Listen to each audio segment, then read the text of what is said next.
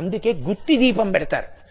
ఈశ్వర, పెట్టవలసిన వేళకి పెట్టామో లేదో మా ఇంట్లో దీపం, అందుకని 365 ఒత్తులు కట్టి వెలిగిస్తాం. ఇది వెలిగించేటప్పుడు సమాన స్థాయి కలిగినవి 3 ప్రాంగణాలు. 1 దేవాలయం, 2 నదీ తీరం, 3 మఠం. మఠం అంటే ఇదిగో ఇటువంటిది మఠం.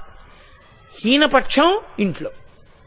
4 ఇంట్లో వెలిగిస్తే తిథి ఉండాలి, మఠాల్లో వెలిగిస్తే నిజానికి నక్షత్రం ఉండాలి.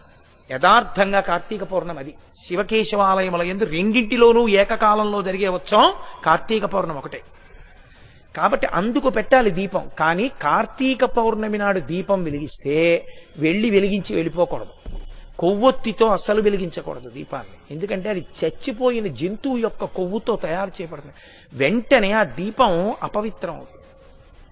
కాబట్టి కొవ్వొత్తులతో వెలిగించకూడదు, అగ్గిపుల్లతో వెలిగించకూడదు. కార్తీక పౌర్ణమి నాడు సుగంధమైనటువంటి దాంతో, అంటే అగరుపుల్ల వెలిగించుకుని అగరపుల్లతో దీపాన్ని వెలిగించుకోవాలి. వెలిగించి వదిలేయకూడదు. దాంట్లోకి వెంటనే అక్షతలు తీసుకుని చేత్తో పట్టుకుని దామోదరమావాహయామి అని కానీ త్రయంబకమావాహయామి అని కానీ 2 మాటలలో ఏదో ఒకటి చెప్పాలి.